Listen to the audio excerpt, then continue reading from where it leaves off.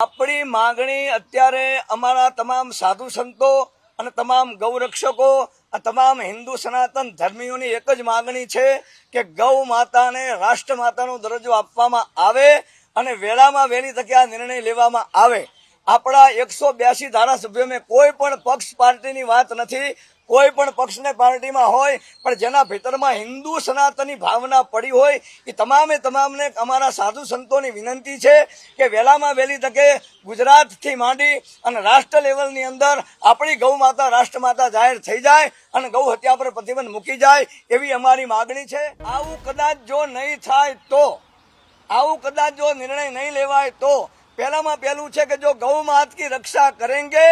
और वही भारत वर्ष में राज करेंगे, वरना सबके सब बे मौत महाकाल के हिट लिस्ट। हवे हमारे नीचू जोवू ना पड़े माटे वेलामां वेली तके गौ माता ने राष्ट्र माता नो दरज्जो अपावो અને गौ माता ની હત્યા પર પ્રતિબંધ મૂકી દેવડાવો। અમારી તમામ માહિતીથી અપડેટ રહેવા માટે જોડાયેલા રહો S9 ન્યૂઝ સાથે।